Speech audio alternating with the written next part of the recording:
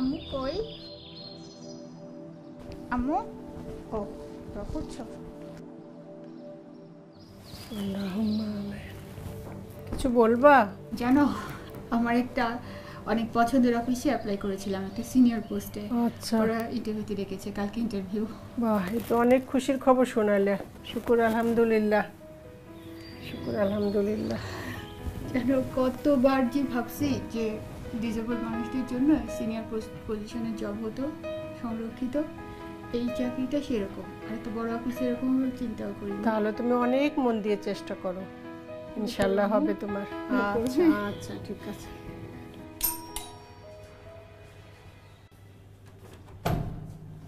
ও ফাল্গুনি, কেমন আছো? এই তো আমি ভালো আছি খালা, তুমি কেমন আছো? ভালো আছি, আল্লাহ ভালো রেখেছে। আচ্ছা খালা, মাধবী কোথায়? ওকে আমার খুব দরকার ছিল। ও তো রুমে, ও একটু ব্যস্ত, ওর আগামীকালকে একটা ইন্টারভিউ হবে, ওই জন্য একটু প্রস্তুতি নিচ্ছে আর কি। এটা তো খুবই ভালো খবর, কিন্তু তাহলে আমি কালকে আসি খালা? আসছো যখন বসো, আমার সঙ্গে একটু চা খেয়ে যাও, বসো। থ্যাংক ইউ খালা, আমার না অনেক ক্লান্ত লাগছে। আচ্ছা তুমি বসো, আমি চা খাচ্ছিলাম, আমি তোমাকে দিতে পারবো। থ্যাংক ইউ খালা। বসে যাও, বসো। শোনো ফাল্গুনি, চাকরি হোক না হোক সেটা নিয়ে আমার দুঃখ না।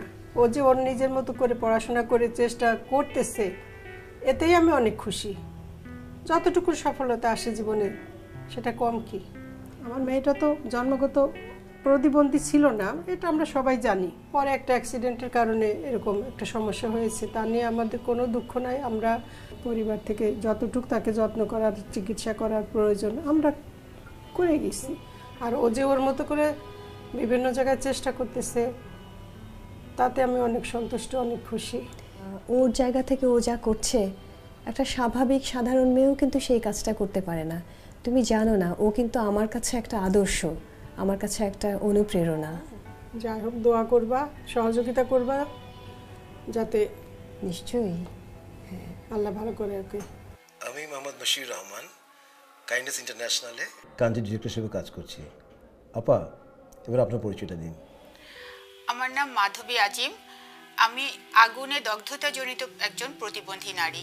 আমি গত 15 বছর ধরে 4টি সংস্থা যারা প্রতিবন্ধী ব্যক্তিদের সঙ্গে কাজ করে এমন সংস্থায় কাজ করেছি। আপা, আপনি আগুনে দগ্ধতাজনিত প্রতিবন্ধী ব্যক্তি, এই বিষয়ে আমাদের একটু বুঝিয়ে বলেন।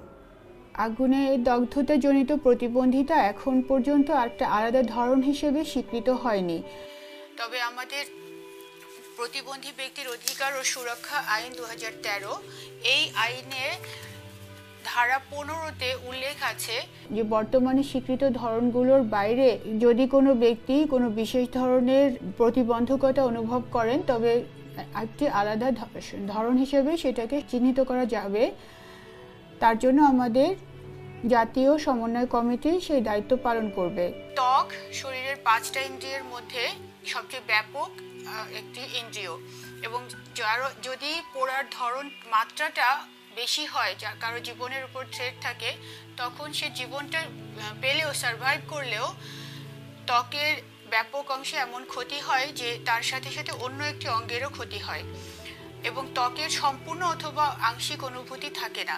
যে কারণে আগুনে দগ্ধতাজনিত প্রতিবন্ধিতার হিসেবেই আলাদা একটি ধরন স্বীকৃত হওয়া প্রয়োজন, যাতে রিজনেবল অ্যাকোমোডেশনও সেখানে এনশিওর করা যায়। আপনি সৃষ্টিশীল বেশ কিছু কাজের সঙ্গে যুক্ত, আপনি যদি আপনার কাজগুলোকে একটু বিস্তারিত বলেন। ধন্যবাদ এই প্রশ্নটা করার জন্যে। আমি আসলে সবচেয়ে বেশি স্বাচ্ছন্দ্য বোধ করি লিখতে। আমার বেশ কয়েকটা বই প্রকাশ হয়েছে, আর এছাড়া আমি স্বল্পদৈর্ঘ্য চলচ্চিত্র নির্মাণ করি, এবং সবচেয়ে শেষ যে কাজটি করেছি সেটি হচ্ছে বঙ্গবন্ধুর পররাষ্ট্রনীতি এবং কূটনৈতিক অবদান এই বিষয়ে। আমাদের এখানে দ্রুততম সময়ে জয়েন করতে হবে, পোস্টিংটা উখিয়াতে হবে। আপনি কি উখিয়াতে কি কাজ করতে পারবেন? হ্যাঁ, সবাই যখন পারছে আমারও পারা উচিত, আর আমার পরিবার থেকে কোনো বাধা নেই। আপনি আমাদের প্রতিষ্ঠানের কাজগুলোকে প্রতিবন্ধী বান্ধব হিসেবে গড়ে তুলতে সহায়তা করবেন বলে আমি বিশ্বাস করি। আমিও নিজে খুব কৃতজ্ঞ হব যে একজন প্রতিবন্ধী নারী হিসেবে আমি প্রতিবন্ধী ব্যক্তিদের জন্য আরও অবদান রাখতে পারছি। আমাদের সিদ্ধান্ত দ্রুততম সময়ের মধ্যে আপনাকে জানিয়ে দেব। আম্মু, আম্মু দেখো, আমি এখানে, বলো। এই দেখো কাইন্ডনেস ইন্টারন্যাশনাল থেকে অফার লেটার দিয়েছে। তাই? তো অনেক খুশির খবর আল্লাহর রহমতে। শুকুর আলহামদুলিল্লাহ, শুকুর আলহামদুলিল্লাহ। 1 তারিখেই জয়েনিং। এই 1 তারিখেই? এটা কিন্তু পোস্টিং হলো কক্সবাজার। কি বলো, এত দূরে যে তুমি কিভাবে চাকরি করবা? সবাই পারছে, আমিও পারবো আম্মু। পারবা, চেষ্টা করলে মানুষের অসাধ্য কোনো কিছুই না, কিন্তু তুমি তো চুলার কাছে যেতে পারো না, এটা নিয়ে তো আমি টেনশনে থাকবো। আগুন দেখার ভয় তো একটু একটু করে কাটিয়ে উঠছি আম্মু। ইন্ডিপেন্ডেন্ট লিভিং এর কথা বলি আমরা সবাই, আমি যদি চেষ্টা না করি তাহলে হয়? আচ্ছা করো, চেষ্টা করো, চেষ্টা করলে ইনশাল্লাহ পারবা, কিন্তু আমি একটু চিন্তায় থাকবো। চিন্তা করো না, আমার অনেক পছন্দের অফিস, পছন্দের পজিশন। আচ্ছা, তুমি যদি খুশি থাকো আমিও খুশি। মনটা একটু চিন্তা লাগবে, এটা এছাড়া আর কিছু না। কতক্ষণ লাগে আসতে? 35 মিনিট 40 মিনিট। আর আপার বাসা? Good morning. Good morning. সবাই কেমন আছেন? আলহামদুলিল্লাহ ভাই, আপনি ভালো আছেন? জি, আসতে কোনো সমস্যা হয়নি তো? না ভাই, অভ্যেস করছি। Thank you. আরে মৌমিতা আপা, আপনার জন্যই অপেক্ষা করছিলাম। আর উনি হচ্ছে মাধবী আপা, আমাদের এখানে নতুন জয়েন করেছেন। আচ্ছা আপা, আপনার এখানে কি কোনো আত্মীয় স্বজন আছে নাকি অন্য কারোর সাথে রুম শেয়ার করবেন? না ভাই, আমি নিজে একটা ছোট বাসা ভাড়া নিয়েছি। আমার আম্মা এসে মাঝে মাঝে থাকবেন আমার সঙ্গে। দ্যাটস গুড, খুব ভালো। Thank you. তো এখন কাজে ঢোকা যায়, ঠিক আছে? আমাদের অনেকগুলো মিটিং করতে হবে আর আগামীকালকে আমাদের একটা ট্রেনিং আছে। আচ্ছা। তো এই ট্রেনিং এর আগে প্রস্তুতি স্বরূপ আমাদের একটা মিটিং করতে হবে আজকে। জি জি। তো কিছুক্ষণ পরেই আমরা করব সেটা। সবাই প্রস্তুত তো? জি। আচ্ছা আপা, আপনিও আমাদের সাথে জয়েন করবেন। আচ্ছা ঠিক আছে? জি ভাই। আর সবার এইগুলো রেডি? রেডি। ওকে। আমরা আজকে এখানে চমৎকার একটা বিষয়ের প্রশিক্ষণের জন্য উপস্থিত হয়েছি, আর সেটা হলো একীভূত বিষয়ের পরিচিতি। আমি মোহাম্মদ খালেকুর রহমান, মানবিক সহযোগিতা কেন্দ্রের ট্রেনিং কোঅর্ডিনেটর। সাথে আমার সাথে আরও আছেন আমার 3 জন সহকর্মী। প্রথমেই সবাইকে অনুরোধ করছি নিজ নিজ পরিচয়টুকু দেওয়ার জন্য। পরিচয় দেওয়ার জন্য আমরা ছোট্ট করে একটা গেম খেলবো। গেমটা এরকম, প্রথমে সবাই নিজের ক্যামেরাটুকু অন করবেন। ক্যামেরা অন করার পর পরিচয় দেওয়ার সময় নিজের মাইক্রোফোনটুকু অন করে নেবেন। আর তারপর আপনার হাতের কাছে থাকা যে কোনো একটা রঙিন বস্তুকে ক্যামেরায় দেখিয়ে সেটার কালার বলবেন এবং পরবর্তীতে নিজের নাম এবং পদবি বলবেন। যেমন আমার হাতে আছে একটি সিলভার কালারের পেন। আমি মোহাম্মদ খালেকুর রহমান, মানবিক সহযোগিতা কেন্দ্রের ট্রেনিং কোঅর্ডিনেটর। আমার হাতে একটা হলুদ কলম, আমি সাদেকুল ইসলাম, আমি কমিউনিটি মোবিলাইজার। আমার হাতে একটি লাল রঙের কলম আছে, আমার নাম আলপনা আক্তার, আমি কমিউনিটি মোবিলাইজার। আচ্ছা, আমাদের আফসারউদ্দিন ভাই কি এখনো পরিচয় দিতে বাকি আছেন? আফসারউদ্দিন ভাই, আপনি কি আমাদের কথা শুনতে পাচ্ছেন? আফসারউদ্দিন ভাই, আপনি কি আছেন আমাদের সাথে? আমার মনে হচ্ছে আফসার ভাই লাইনে নেই। শুভ সকাল, আমি আফসার উদ্দিন। আমি একজন দৃষ্টি প্রতিবন্ধী ব্যক্তি। ভিডিও অন করতে আমার একটু সময় বেশি লাগে, কারণ আমি স্ক্রিন রিডার ব্যবহার করি। আর একই কারণে আপনাদের কথা মতো কোনো বস্তু আমি খুঁজে আনতে পারিনি এত দ্রুত। তাই আমার সাথে থাকা এই সাদা ছড়িটি আমি প্রদর্শন করছি, যেটি দৃষ্টি প্রতিবন্ধী ব্যক্তিদের প্রতীক হিসেবে ব্যবহৃত হয় এবং এটি আন্তর্জাতিকভাবে স্বীকৃত। আমি এখানে একটু আমার মতামত জানাতে চাচ্ছি। আমি আফসারউদ্দিন ভাইয়ের সাথে একমত। আমাদের আগামী প্রশিক্ষণগুলোতে এবং যতবারই আমরা যোগাযোগ করব ততবারই যারা আমাদের দৃষ্টি প্রতিবন্ধী ভাই বোনেরা আছেন তাদের জন্য একটু সময় বেশি দিতে হবে, সেই বিষয়টা যেন আমরা মনে রাখি। আফসারউদ্দিন ভাই, আপনাকে অনেক ধন্যবাদ চমৎকার একটা উপস্থাপনার জন্য। আমরা এখন সরাসরি ট্রেনিংয়ের বিষয়বস্তুতে চলে যাব। আমি ট্রেনিং অফিসার মৌমিতা হোসেনকে অনুরোধ করব ট্রেনিংয়ের সেশনটি শুরু করার জন্য। আমি মৌমিতা, সবাইকে শুভেচ্ছা। জাতিসংঘের প্রতিবন্ধিতা বিষয়ক সনদ অনুযায়ী ডিসেবিলিটি হলো persons with disabilities included those who have long-term physical, mental, intellectual or sensory impairments which in interaction with various barriers may hinder their full and effective participation in society on an equal basis with others. UNCRPD Article 1 এর মানে হলো যদি কারো প্রতিবন্ধিতা থাকে এবং সেই কারণে সে সমাজে পূর্ণ অংশগ্রহণে বাধার মুখোমুখি হয় তাহলে তার অবস্থানটাকে আমরা ডিসএবিলিটি বলতে পারি। তাহলে আমরা এই সংজ্ঞাকে যদি এইভাবে বলি impairment into barrier equal to disability, তাহলে বুঝতে পারছি যে এই ব্যারিয়ারগুলো তুলে নিলে একজন মানুষের আর ডিসএবিলিটি থাকে না। সুতরাং আমরা এইভাবে লিখতে পারি যে impairment into 0 equal to know disability. ধন্যবাদ। আচ্ছা, আমি একটু এই জায়গাটা পরিষ্কার হতে পারিনি। এমন অনেক প্রতিবন্ধী ব্যক্তি রয়েছে যাদের অ্যাক্সেসিবিলিটি প্রবলেম নেই, কিন্তু অ্যাক্সেসিবিলিটি না থাকলেই তার ডিসএবিলিটি নেই, বিষয়টা কি এটা ঠিক হবে? আচ্ছা আপু, আমার মনে হয় যে আপনার যদি আর কোনো প্রশ্ন থাকে তাহলে আমরা দুপুরের চায়ের বিরতিতে সেগুলো নিয়ে আলোচনা করতে পারি, এখন সেশনের মাঝে সময় নষ্ট না করে। মাধবী আপা, আসলে ট্রেনিংয়ের সেশনটা আমি দেখে দিয়েছিলাম। আপনার ট্রেনিংয়ের বিষয়ে যদি কোনো বুঝতে অসুবিধা হয় তাহলে আমার কাছ থেকে আপনি বুঝে নিতে পারেন, আমি আছি।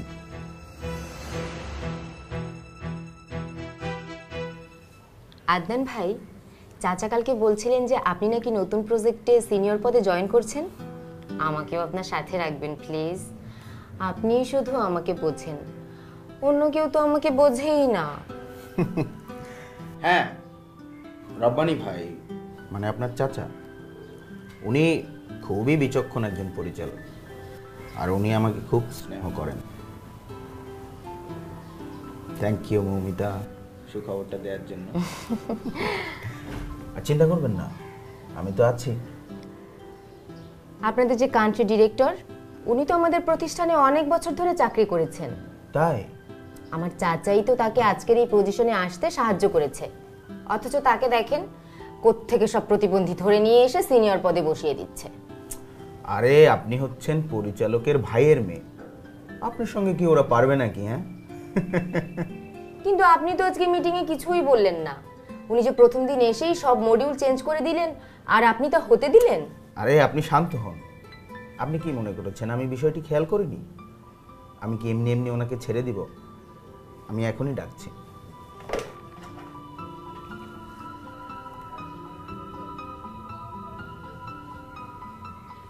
মাধবী আপা, একটু আমার রুমে আসুন তো। ওকে। মন খারাপ করার কি আছে? জি আদনান ভাই।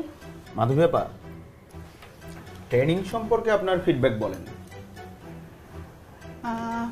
প্রথমত ট্রেনিংটা ডিসএবিলিটি অ্যাক্সেসিবল ছিল না। আফসারউদ্দিন ভাই একজন দৃষ্টি প্রতিবন্ধী ব্যক্তি, ওনাকে বলা হয়েছে একটা কালারফুল অবজেক্ট খুঁজে এনে ক্যামেরার সামনে শো করতে। আর এখানে একজন প্রতিবন্ধী ব্যক্তি যখন ওনার মতামত প্রকাশ করছেন, সেই বক্তব্যটা সম্পূর্ণ করতে দেওয়া হয়নি। এটা তার প্রতি অসম্মান করা। এটা তো ঠিক না। তাছাড়া ট্রেনিংয়ে প্রতিটা সেশনের জন্য আলাদা করে সময় নির্ধারণ করা থাকে। এখানে অপ্রাসঙ্গিক বিষয়ে আলোচনা করার জন্য আলাদা করে সময় দেওয়া তো সম্ভব না। আর আপনিও তো জেনে বুঝে অপ্রাসঙ্গিক বিষয়ে প্রশ্ন করে মৌমিতা আপাকে বিব্রত করার চেষ্টা করেছেন। এটা কেন করলেন? আদনান ভাই, আমি শুধুমাত্র আমার দায়িত্ব পালন করেছি। প্রতিবন্ধিতার সচেতনতার প্রশিক্ষণে যদি প্রতিবন্ধিতার সংজ্ঞাই ভুল বলা হয়, তাহলে আমরা কিভাবে সমাজকে প্রতিবন্ধী সচেতন করব? সংজ্ঞা ভুল হলো কিভাবে? এখানে ডিসএবিলিটিকে অঙ্কের ফর্মুলা দিয়ে বোঝানো হয়েছে যে অ্যাক্সেসিবিলিটি 0 হলে ডিসএবিলিটি 0। এটা তো ঠিক না। যদি কোনো বাধা নাও থাকে তাহলে একজন প্রতিবন্ধী ব্যক্তির প্রতিবন্ধিতা চলে যায় না। এই ফর্মুলা দেখানো হয়েছে ভুলভাবে। আমি শুধুমাত্র সেটা বুঝতেই সহযোগিতা করছিলাম ট্রেনিং সেশনে। মৌমিতা আপার একাডেমিক রেজাল্ট সম্পর্কে আপনার কোনো ধারণা আছে? উনি কত ভালো রেজাল্ট করেছেন আপনি জানেন? অকুপেশনাল থেরাপি ডিপার্টমেন্টে সে প্রথম হয়েছে। ওনার নলেজ নিয়ে আপনার এত মাথা ঘামানোর কিচ্ছু নেই, ঠিক আছে? আর শুনুন, পরবর্তী মিটিংয়ে বা কোনো ট্রেনিংয়ে আপনি কোনো মতামত প্রকাশ করবেন না, ঠিক আছে? আদনান ভাই, প্রতিবন্ধিতার সংজ্ঞা বোঝাতে গেলে জাতিসংঘের সনদ অনুযায়ী বোঝাতে হবে। এই সনদের বাইরে অন্য কারো একার ইচ্ছা মতো সংজ্ঞাটাকে পরিবর্তন করা যায় না। আচ্ছা শোনেন, এই মিটিংয়ের পরে আপনি আলাদা করে আমার সাথে মিটিংয়ে বসবেন, ঠিক আছে? জি। আমি এখন মৌমিতাকে ট্রেনিংয়ের রিপোর্টের বিষয়ে একটু বুঝিয়ে দিচ্ছি, আপনি পরে আসবেন, যান। আচ্ছা ঠিক আছে।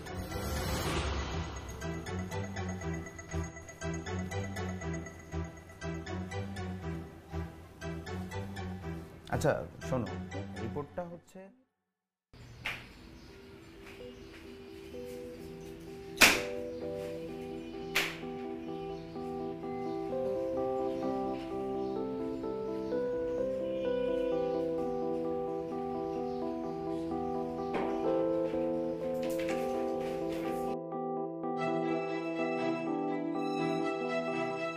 আদনান ভাই, একটা বিষয় আমি কিছুতে বুঝতে পারছি না। পার্টনার সংস্থার একজন জুনিয়র কর্মীর সামনে আপনি আমাকে এতটা অবজ্ঞা করে কথা বলেন, এটা আপনি কিভাবে করতে পারলেন? মৌমিতা গত 2 বছরে 3টা প্রমোশন পেয়েছে। কতটা এক্সপার্ট হলে তাকে এভাবে প্রমোশন দেওয়া হয় আপনি বুঝতে পারেন? এখানে কাজ করতে হলে এসব মেনেই আপনাকে কাজ করতে হবে, না হলে আপনি চাকরি ছেড়ে চলে যেতে পারেন। ওকে?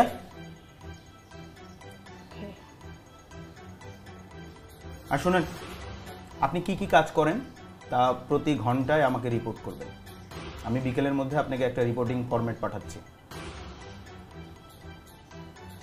ঠিক আছে ভাই, thank you.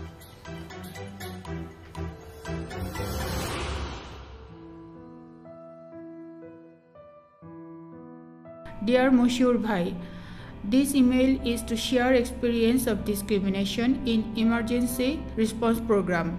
One of my job responsibilities is to monitor inclusion activities. Whereas the inclusion team does not include me at all to receive my feedback for inclusion awareness training modules. এখন সেশনের মাঝে সময় নষ্ট না করে। Moreover, Adnan Bhai intentionally does discriminatory behavior with me in front of partner organizations colleagues. পরবর্তী মিটিংয়ে বা কোনো ট্রেনিংয়ে আপনি কোনো মতামত প্রকাশ করবেন না। There is very limited opportunity for active participation of disability inclusion coordinator to ensure equal rights. আপনি কি কি কাজ করেন তা প্রতি ঘন্টায় আমাকে রিপোর্ট করবেন। With thanks, Madhubi Ajim.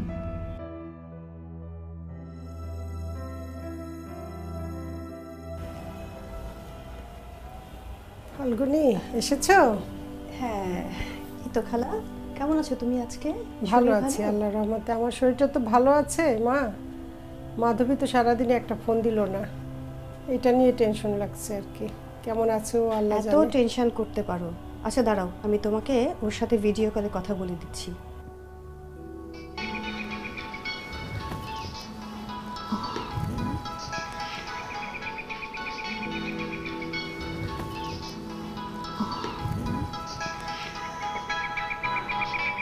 Hello আপা।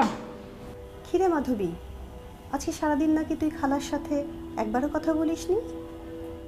আপা, আজকে অফিসে এত বাজে একটা পরিস্থিতি হয়েছে না, আমার লাইন ম্যানেজার এত খারাপ ব্যবহার করলো। কি হয়েছে রে? তোকে দেখতেও অসুস্থ দেখাচ্ছে। কি হয়েছে বাবা তোমার? তোমার মুখটা এত শুকনো দেখাচ্ছে কেন? এত অসুস্থ লাগছে কেন তোমাকে? অফিস থেকে ফিরে কিছু খেয়েছো? এখনই হাত মুখ ধুয়ে কিছু খেয়ে নাও। একটা ট্রেনিংয়ের ফিডব্যাক সেশন ছিল, সেখানে হঠাৎ আমার লাইন ম্যানেজার পার্টনারের জুনিয়র স্টাফদের সামনে আমার সাথে উল্টো পাল্টা দুর্ব্যবহার করতে শুরু করলো। তারপরে বলছে যে চাকরি করতে হলে আমি কোনো মতামত দিতে পারবো না, চুপচাপ কাজ করতে হবে। তুই কি এখানকার অফিসকে কিছু জানিয়েছিস? হ্যাঁ আপা, এই অফিস থেকে ফিরে একটা ইমেল করেছি কান্ট্রি ডিরেক্টরকে, কিছুক্ষণ আগে ইমেল করলাম। এটা তো তোদের সংস্থার সেফগার্ডিং পলিসি ভায়োলেট করেছে। তুই ইন্টারন্যাশনাল সেফগার্ডিং টিমকে বিষয়টা জানিয়ে দে। ও আচ্ছা আচ্ছা আপা, তাহলে কি ওই ইমেলটাকে সহ পাঠাবো নাকি আলাদা একটা ইমেল পাঠাবো? ওই ইমেলটাই ফরওয়ার্ড করবি। এখানে জানানোর পরেও যে তোর কান্ট্রি অফিস কোনো পদক্ষেপ নেয়নি, এটা সেই প্রমাণ। ঠিক আছে, চিন্তা করিস না, খাওয়া দাওয়া ঠিক মতন করিস, আমরা তো আছি রে। হ্যাঁ, মন খারাপ করো না, আল্লাহর উপর ভরসা রাখো, সব ঠিক হয়ে যাবে ইনশাল্লাহ। রাখছি এখন, আমি ইমেলটা করি। ওকে, বাই, আল্লাহ হাফেজ।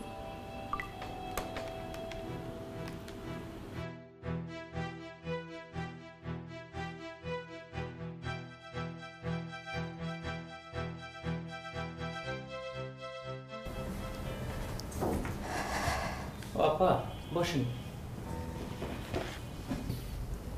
তাহার ভাই, খবর শুনেছেন? কি? আদনান ভাই তো চাকরি থেকে চলে গিয়েছেন। ও আচ্ছা, তাহলে এখন থেকে হিউম্যানিটেরিয়ান টিম লিডার হিসেবে সাব্বির ভাই নামে একজন আসছেন। কিন্তু আমাদের তো অনেকগুলো বিল বাকি পড়ে আছে, সিগনেচার কে করবে? আপনি একটু তাড়াতাড়ি দেখবেন ভাইয়া প্লিজ। আমি তাহলে আজকে উঠি ভাই। আচ্ছা ঠিক আছে, আমি দেখব।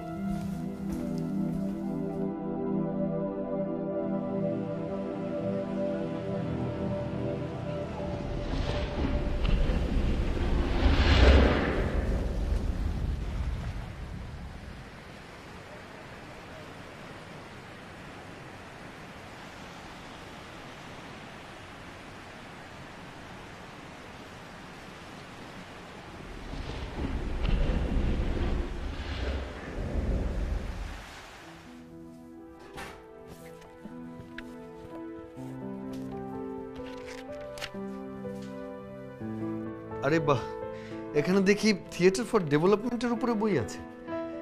মমিতা, শুনে খুশি হবেন, আমি কিন্তু ইউনিভার্সিটিতে থাকার সময় থিয়েটার গ্রুপে ছিলাম। তাই সাব্বির ভাই? হ্যাঁ। আমাদের তো ডিরেক্টর আছে, তা আপনি কি এবার নায়ক হচ্ছেন নাকি? আরে না না, শুনেছি উনি নাকি পলিটিক্যাল ডকুমেন্টারি বানান। ও বাবা। ও বস, এখন থেকে তো কথাবার্তা একটু সাবধানে বলা লাগে। সেটাই সেটাই। আপনি তাহলে মাধবী, শুনেছি আপনি নাকি বিখ্যাত পলিটিক্যালি ইনভলভ ব্যক্তি। আপনার কথা ঠিক বুঝলাম না। ও বুঝলাম, মানে বলতে চাচ্ছি যে আপনি নাকি বঙ্গবন্ধুর জীবনের উপরে বিশাল এক ডকুমেন্টারি বানিয়েছেন।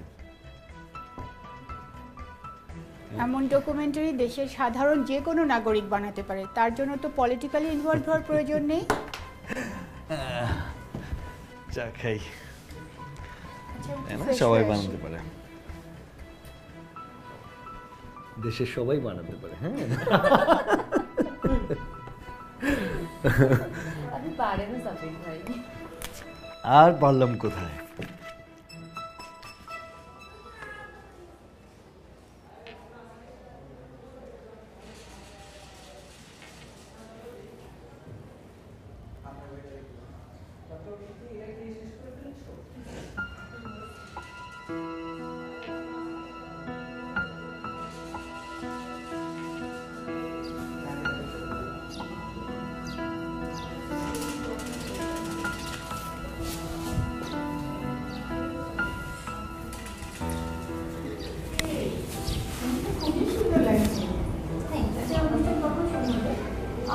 আজকের অনুষ্ঠানে যারা যারা ইনভিটেশন পেয়েছে শুধুমাত্র তারাই যাবেন।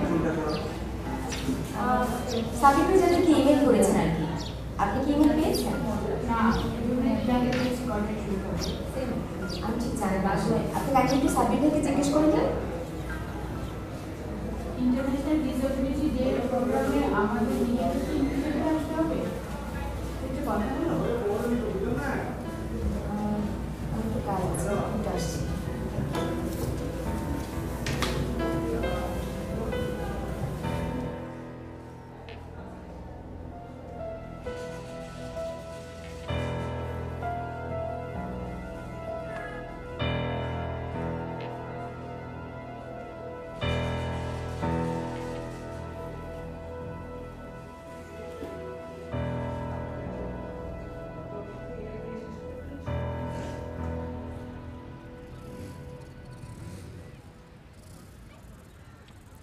হ্যালো, হ্যাঁ সাব্বির ভাই, আমি একটা জিনিস জানতে চাচ্ছিলাম।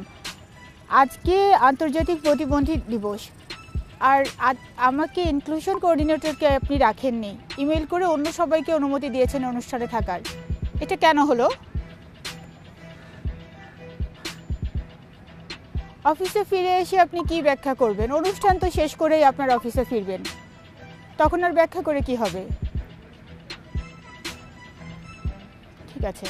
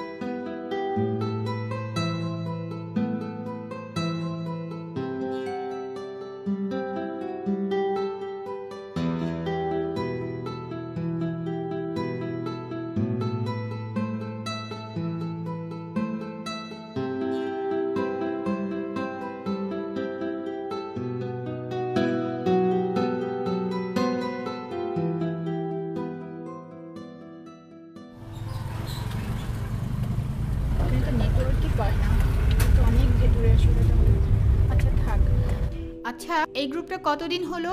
তৃতীয় মিটিং হলো, এর আগে 2টা মিটিং হয়েছে। আচ্ছা আপা, রাজাপালং গ্রুপে একদিন আসেন। এই গ্রুপটা একটু অ্যাডভান্স লেভেলে। আর আমরা তো রোহিঙ্গা রেসপন্স টিমে 2 বছর হলো কাজ করছি। এখানে এর আগে সিনিয়র কোনো ভাই বা আপারা আসেনি যারা ইনক্লুশন নিয়ে কাজ করে। তো আপনি আমাদের এখানে প্রথম।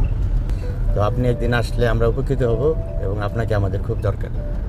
আপা, প্রতিবন্ধী ব্যক্তিরা মাঠ পর্যায়ে কাজ করতেছে, এই প্রথম আপনি একজন বড় পদে কাজ করতেছেন। আর আমরা কখনো ভাবতে পারিনি প্রতিবন্ধী ব্যক্তিরা বড় একটা পদে আসবে। আপনাকে দেখে প্রতিবন্ধী ব্যক্তিরা অনেক উৎসাহ পাবে। ভাই, বাজারের সামনে একটু রেখে দেন।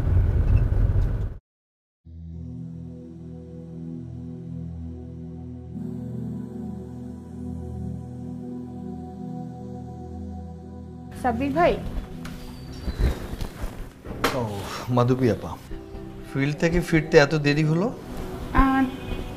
হ্যাঁ, কাজ করছিলাম, কিন্তু হাফিজ ভাই ফোন করে বললেন, এইচআর ম্যানেজার, যে আপনার সঙ্গে অ্যাসেসমেন্ট ফর্মটা নিয়ে একটু বসতে।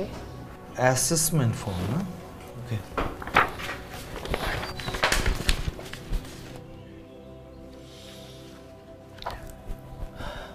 দেখেন আপা, আপনি তো আসলে এই বিষয়ে কোনো কাজই করেন না, তাই আমি সিদ্ধান্ত নিয়েছি যে আপনার উইকলি যে রিপোর্টটা আছে ওটা দেখে আমি একটা ফর্ম পূরণ করে দেব।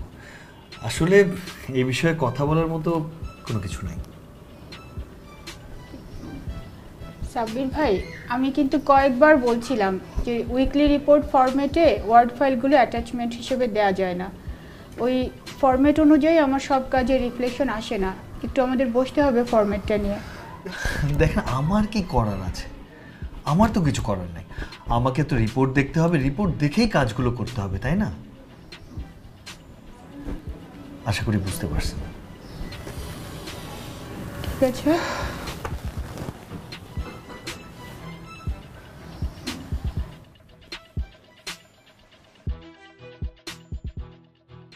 আমরা এই ব্যাপারে কথা বলেছি এবং একটা মশিউর ভাই, আপনি হ্যাঁ, অডিওটা অন করেন, অডিওটা অন করেন, শুনতে পাচ্ছি না। এবার ঠিক আছে, ঠিক আছে। মাধবী আপার মানে জব ডেসক্রিপশনটা আমি আপনাকে দিচ্ছি। সেটা হচ্ছে ওনার জব ডেসক্রিপশন অনুযায়ী 4টা অবজেক্টিভ নিয়ে ওনার কাজ করতে হবে। এই সবগুলোর মধ্যে উনি 5-এর মধ্যে ওনার স্কোর হচ্ছে মাত্র 1.4। আমি আপনাকে আরেকটা ব্যাপার ক্লিয়ার করি, সেটা হচ্ছে যে উনি কতটা অনাকাঙ্ক্ষিত সবার মাঝে তার একটা স্ট্যাটিস্টিক্স আপনাকে দেখাচ্ছি। আপনি কি বোর্ডটা দেখতে পাচ্ছেন? হ্যাঁ হ্যাঁ, ঠিক আছে, ঠিক আছে। আমরা একটা জরিপ করেছি পার্টনারদের, স্টাফদের মধ্যে এই সেই জরিপে 10টা প্রশ্নের মধ্যে মাধবী আপার স্কোরটা আপনি নিজের চোখে দেখেন, এটা হচ্ছে মাত্র 2। আপনি কি সার্ভের কথা বলছেন সাব্বির ভাই? আমার সম্পর্কে জরিপ করেছেন আপনি? আপনি জানেন আমার অনুমতি ছাড়া আমার সম্পর্কে জরিপ করা আমার অধিকার খর্ব করে। আমি আগে শেষ করি মশিউর ভাই। এখন আমি বলতে চাচ্ছি যে একজন এমপ্লয়ি কতটা অনাকাঙ্ক্ষিত হলে তার স্কোর এত নিচে গিয়ে দাঁড়ায়। তাই আমি বলতে চাই যে মানে আমার মতামত হচ্ছে মাধবী আপা এই পদের জন্য উপযুক্তই না। তাই আমি সাজেস্ট করব যে ওনাকে ডিমোশন দিয়ে জুনিয়র পদে নামিয়ে যদি অফিস রাখতে চায় রাখতে পারে। মাধবী আপা, আমরা সত্যি আশাহত হয়েছি, কারণ আপনি আমাদের আশানুরূপ কাজ করতে পারেননি। তারপরেও আমরা আপনাকে আরেকবার সুযোগ দিতে চাই। আপনার প্রমোশন সময় 3 মাস বাড়িয়েছি, কিন্তু এর মধ্যে ইমপ্রুভ করতে না পারলে আমরা চূড়ান্ত সিদ্ধান্ত নিতে বাধ্য হব।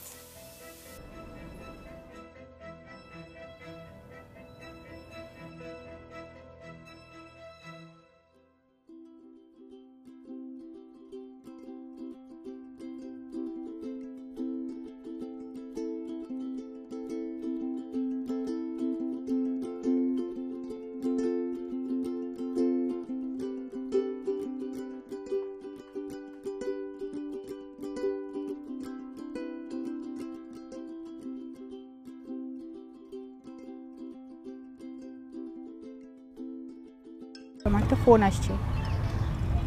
আচ্ছা, হাফিজ ভাই ফোন ধরে নি। আসসালামু আলাইকুম হাফিজ ভাই। জি আপা, আপনি কোথায়? আমরা একটা ফিল্ড প্রোগ্রাম শেষ করে অফিসে ফিরছি। আপনার পার্সোনাল আইডিতে একটা ইমেল করা হয়েছে, দয়া করে চেক করে দেখবেন। আচ্ছা, পার্সোনাল ইমেল অ্যাড্রেসে? জি ঠিক আছে, আমি দেখছি এখনই। জি জি, আসসালামু আলাইকুম।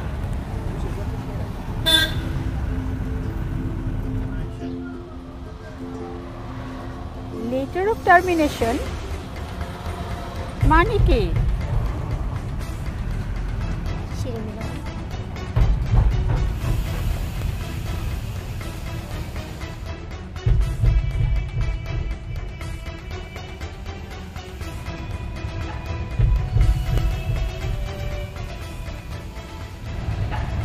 জাহাঙ্গীর ভাই, আপনি একটু আমাকে বাসায় থেকে হয়ে আমার বাসা হয়ে একটু এয়ারপোর্ট যেতে পারবেন?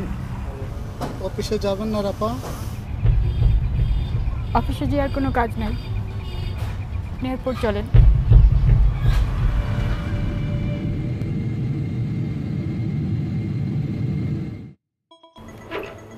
আরে তুই হঠাৎ কিছু না জানিয়ে?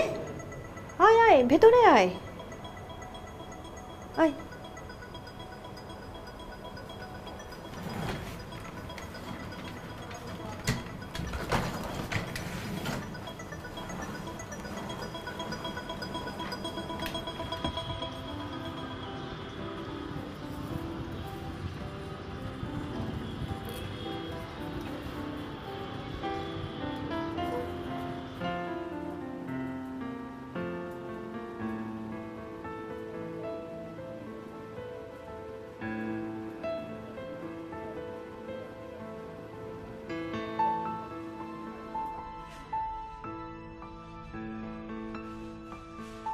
এখন আমি বলতে চাচ্ছি যে একজন এমপ্লয়ি কতটা অনাকাঙ্ক্ষিত হলে তার স্কোর এত নিচে গিয়ে দাঁড়ায় যে ওনাকে ডিমোশন দিয়ে জুনিয়র পদে নামিয়ে যদি অফিস রাখতে চায় রাখতে পারে।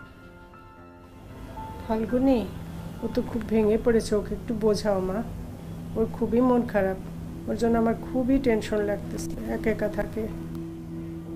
তুমি একদম টেনশন করো না খালা, আমি দেখছি, আমি ওর সাথে কথা বলছি। তুমি একটু রেস্ট করো এখন। আচ্ছা, আমি যাচ্ছি ওর কাছে, আমি ওর সাথে কথা বলবো। ঠিক আছে।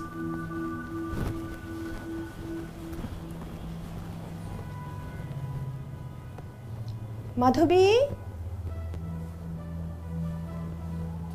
কি রে এই বেলায় শুয়ে আছিস কেন?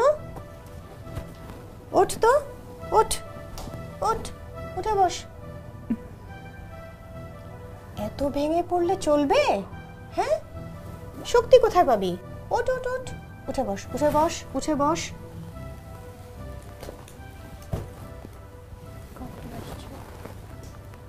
এই তো, এত মন খারাপ কেন তোর? তোকে অনেক শক্ত হতে হবে, তোকে আইনি লড়াই লড়তে হবে। সুরক্ষা আইনের বিধিমালা অনলাইনেই পাওয়া যায়, ওইটার যে 6 নম্বর ছক আছে সেই অনুযায়ী তুই আবেদনপত্রটা করবি। আইনজীবীর সহযোগিতা লাগবে না আপা? তোর অভিযোগের প্রমাণ তো তুই নিজেই দিবি। প্রতিবন্ধী ব্যক্তিদের বিচার কার্য যাতে সহজ করা যায় সেটার জন্য বাংলাদেশ সরকার দারুণ একটা উদ্যোগ নিয়েছে। আর শোন, ইমোশনালি কোনো কথা বলা যাবে না। তোকে হয়রানি করছে, তোকে মানসিকভাবে বিপর্যস্ত করছে, এগুলি কিন্তু কিছু না। আইনের যে ধারায় তোর সাথে বৈষম্য হয়েছে তুই শুধুমাত্র সেইটাই উল্লেখ করবি। কর্তৃপক্ষ যখন চাইবে তখন কাগজপত্রগুলি জমা দিয়ে দিবি। তাহলে গুগলে সার্চ দিয়ে দেখি একবার। এখন তুই এখনই ফোনটা হাতে নে। কই দেখি, নে এখনই ফোনটা হাতে নে, তুই সার্চ কর।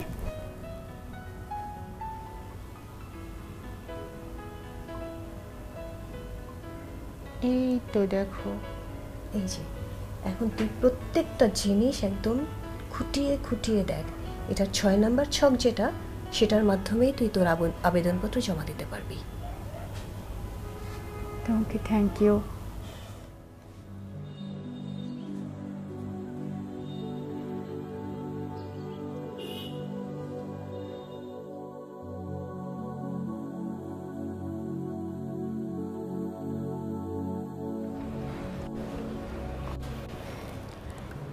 স্যার আসতে পারি? আসুন। Thank you sir.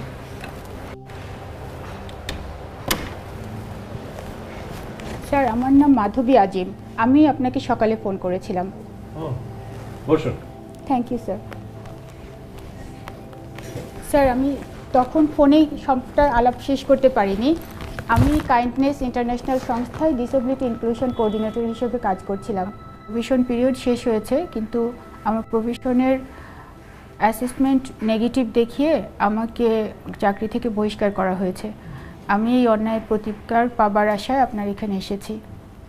আপনার পোস্টিং কি কক্সবাজার? জি স্যার। দেখুন, অন্যায়ের প্রতিকার তো করবে আদালত, আপনাকে সেখানে যেতে হবে। স্যার আমাদের দেশে প্রতিবন্ধী ব্যক্তির অধিকার সুরক্ষা আইন 2013 নামে একটা আইন আছে। এই আইনের 36 ধারা অনুযায়ী প্রত্যেকটা জেলায় একটা জেলা পর্যায়ে সুরক্ষা কমিটি আছে। কক্সবাজার জেলায় আপনি সেই কমিটির সভাপতি। এই আইন অনুযায়ী আপনার কাছে আমার অভিযোগপত্র জমা দেওয়ার নিয়ম। আমি এই আইনটার একটা কপি সঙ্গে নিয়ে এসেছি।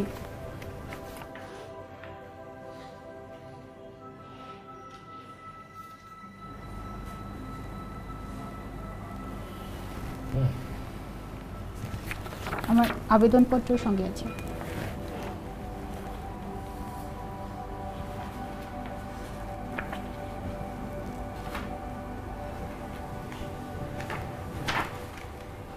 ঠিক আছে, আপনার আবেদন আমরা গ্রহণ করছি। Thank you sir. ব্যাপারে দায়িত্বপ্রাপ্ত কর্মকর্তা আপনার সাথে যোগাযোগ করবে। Thank you so much sir.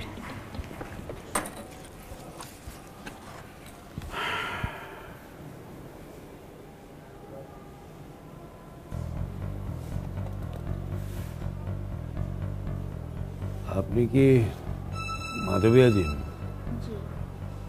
আপনি যে সংস্থা সম্পর্কে আমাদের এখানে অভিযোগ এনেছেন, সেই সংস্থার তো এনজিও ব্যুরোর কোনো অনুমতি না নিয়েই এই কক্সবাজারে কাজ শুরু করেছে। সেই ক্ষেত্রে আমাদের এখানে তদন্ত করাটা একটু ঝামেলা হয়ে যাবে, মানে জটিলতা আছে। তো আমি আপনাকে বলতে চাই যে আপনি কক্সবাজারে অভিযোগ না করে আপনি ঢাকায় গিয়ে অভিযোগ করেন। স্যার আমার নিয়োগপত্রে এবং আমার টার্মিনেশন পত্রে কক্সবাজার অফিসেরই ঠিকানা দেয়া। আইন অনুযায়ী আমাকে এই জেলাতেই আবেদন করতে হবে। আপনাদের তদন্তে যদি বেরিয়ে আসে যে ওই অফিস সরকারি নিয়ম না মেনে এই জেলায় কাজ করছে, সেটা আপনারা সংশ্লিষ্ট কর্তৃপক্ষকে জানাবেন, যেমন এনজিও বিষয়ক ব্যুরোকে জানাতে পারেন। সরকারি নিয়ম না মানার কারণে এনজিও বিষয়ক ব্যুরো তখন যে শাস্তি দেবে সেটা প্রশাসনিক সিদ্ধান্ত। আমার অভিযোগ তো ওই সংস্থার বিরুদ্ধে না, আমার অভিযোগ আমার সহকর্মী যারা আমার সাথে অন্যায় করেছে তাদের বিরুদ্ধে। আপনি ঠিকই বলেছেন। আমি জাস্ট আপনার অভিযোগটা আপনার মুখ থেকে শোনার জন্যই এখানে ডেকেছি। এনিওয়ে, আপনার অভিযোগের ভিত্তিতে জেলা কমিটির সদস্যদেরকে আমি এই বিষয়টা জানাবো। তবে হ্যাঁ, তদন্ত কাজ শেষ করার জন্য যে সময়টা লাগে সেটার জন্য আপনাকে একটু অপেক্ষা করতে হবে। স্যার, আইনে আছে 30 কার্য দিবসের মধ্যে তদন্ত শেষ হবে। হ্যাঁ ঠিক আছে, দেখুন এমন অভিযোগ আমাদের কাছে এই প্রথম। তো যে কোনো তদন্ত করার জন্য একটু সময় তো লাগে। এই কিছুদিন আপনি আপনার মানসিক শক্তি ধরে রাখবেন এবং আপনি ধৈর্য হারাবেন না। আমরা কাজ এগিয়ে নিয়ে যাব, চিন্তা করেন না। Thank you sir. Sir sir বিষয়টা সম্পূর্ণ সাজানো স্যার। এটা লেবার কোর্টের বিষয়। উনি কর্মক্ষেত্রে নিজের দক্ষতা প্রমাণ করতে তো পারেনই নাই, উল্টো বসুন, সংস্থার সুনাম নষ্ট করার জন্য এমন অভিযোগ করেছেন। এত দেরি কেন? অফিসে কাজে স্যার ঝামেলা ছিল। হ্যাঁ কি বলছিলেন? বলছিলাম স্যার, এটা সম্পূর্ণ সাজানো স্যার। এটা তো লেবার কোর্টের বিষয়। উনি কর্মক্ষেত্রে নিজের দক্ষতা প্রমাণ করতে পারেন নাই, এখন সংস্থার সুনাম নষ্ট করার জন্য এমন অভিযোগ করেছেন স্যার। মাধবী আজি, আপনি কিছু বলবেন? স্যার, এটা আমার সুবর্ণ নাগরিকের পরিচয়পত্র। আমার প্রতিবন্ধিতা রয়েছে এবং আমি আমাদের বাংলাদেশের প্রতিবন্ধী ব্যক্তির অধিকার এবং সুরক্ষা আইন 2013 অনুযায়ী জেলা সুরক্ষা কমিটির কাছে আবেদন করেছি। আইন অনুযায়ী আমাকে এখানে আবেদন করতে হবে। স্যার, উনি ওনার প্রথম লাইন ম্যানেজারকে চাকরি থেকে বাদ দিয়েছেন। ওনার অফিস কর্তৃপক্ষ যদি ওনাকে সে অধিকার দিয়ে থাকে, আর সেই কাগজটা তাহলে কোথায়? কান্ট্রি ডিরেক্টর, আপনি কিছু বলবেন?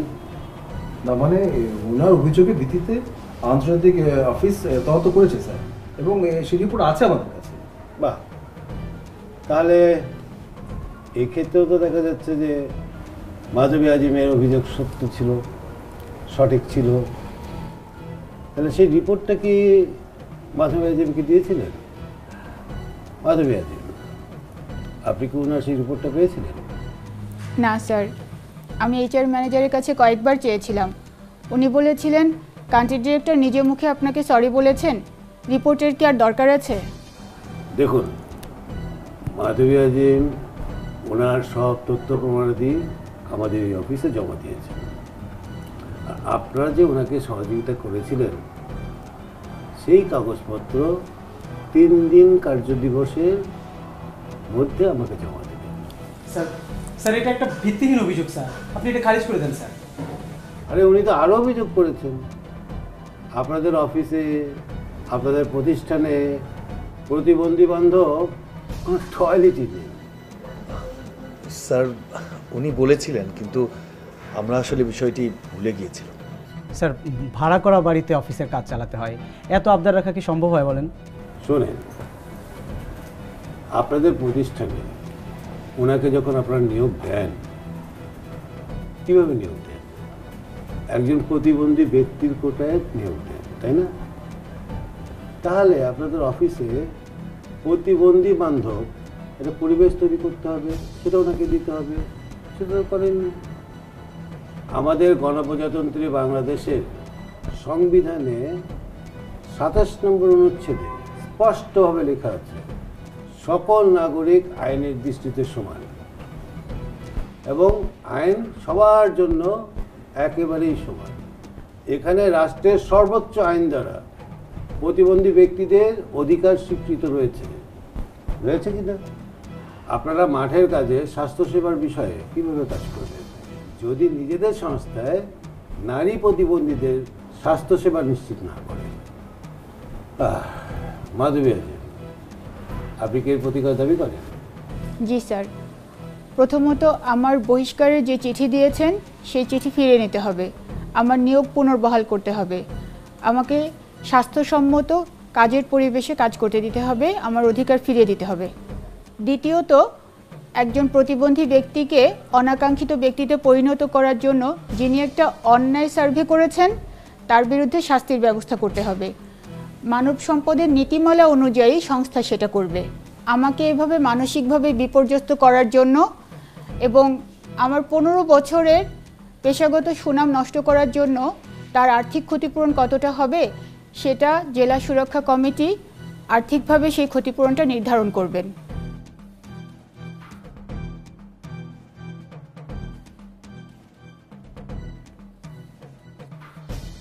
প্রতিবন্ধিতা মানব বৈচিত্র্যের অংশ। প্রতিবন্ধী ব্যক্তির সমান আইনি স্বীকৃতি রয়েছে, কিন্তু বাস্তবতায় দেখা যায় প্রতিবন্ধী ব্যক্তিরা সমাজের বিভিন্ন ক্ষেত্রে বৈষম্যের শিকার হচ্ছেন। প্রতিবন্ধীদের অধিকার বিষয়ে আন্তর্জাতিক সনদ UNCRPD এতে বাংলাদেশ 2007 সালে স্বাক্ষর করেছে। প্রতিবন্ধিতার ধরন অনুযায়ী প্রতিবন্ধী ব্যক্তিদের চাহিদার ধরন আলাদা। প্রতিবন্ধিতার ধরন অনুযায়ী একজন প্রতিবন্ধী ব্যক্তির চাহিদা নিশ্চিত করতে হবে। মাধবী আজিমের অভিযোগের ভিত্তিতে কক্সবাজারস্থ প্রতিবন্ধী ব্যক্তির অধিকার ও সুরক্ষা সংক্রান্ত জেলা কমিটির মধ্যে সমাজসেবা কর্মকর্তা এবং মহিলা বিষয়ক কর্মকর্তা এখানে উপস্থিত আছেন। প্রতিবন্ধী ব্যক্তির অধিকার ও সুরক্ষা আইন 2013 16, 36 এবং 37 ধারা অনুযায়ী এই ব্যবস্থা নেওয়া হয়েছে যে 1. কাইন্ডনেস ইন্টারন্যাশনাল মাধবী আজিমের বরখাস্তকে অকার্যকর করে তাকে চাকরিতে পুনর্বহাল করবে। প্রতিষ্ঠানের পক্ষ থেকে ভুল স্বীকার করে প্রকাশ্যে বিবৃতি প্রদান করতে হবে। 2. মাধবী আজিমের জন্য প্রতিবন্ধী বান্ধব স্বাস্থ্যসম্মত কাজের পরিবেশ নিশ্চিত করবে কাইন্ডনেস ইন্টারন্যাশনাল বাংলাদেশ কার্যালয়। 3. মাধবী আজিমের অধিকার থেকে বঞ্চিত করার অভিযোগে সাব্বির হোসেনকে তার পদ থেকে বরখাস্ত করার প্রক্রিয়া সম্পন্ন করবে সংস্থার আবাসিক কার্যালয়। 4. মাধবী আজিমকে মানসিকভাবে বিপর্যস্ত করার এবং তার পেশাগত সুনাম ক্ষুণ্ণ করার কারণে অভিযুক্ত মশিউর রহমান কাইন্ডনেস ইন্টারন্যাশনাল সংস্থার কান্ট্রি ডিরেক্টর এবং সাব্বির হোসেন ইন্টারন্যাশনাল সংস্থার হিউম্যানিটেরিয়ান প্রোগ্রাম টিম লিডারকে আর্থিক ক্ষতিপূরণ প্রদানের নির্দেশ দেওয়া হলো। আগামী 1 মাসের মধ্যে এই ব্যবস্থা কার্যকর করবে কাইন্ডনেস ইন্টারন্যাশনাল বাংলাদেশ কার্যালয়। এই বিষয়টি নিশ্চিত করে এনজিও বিষয়ক ব্যুরোর মাধ্যমে জেলা প্রতিবন্ধী সুরক্ষা অধিকার কমিটির কাছে প্রতিবেদন পাঠাবে সংস্থাটির বাংলাদেশ কার্যালয়। মাধবী আজিম বাংলাদেশের সকল প্রতিবন্ধী ব্যক্তিদের পক্ষ থেকে তাদের কর্মের অধিকার প্রতিষ্ঠার জন্য একটি সাহসী পদক্ষেপ গ্রহণ করেছেন, সেজন্য তাকে অভিনন্দন জানাচ্ছি।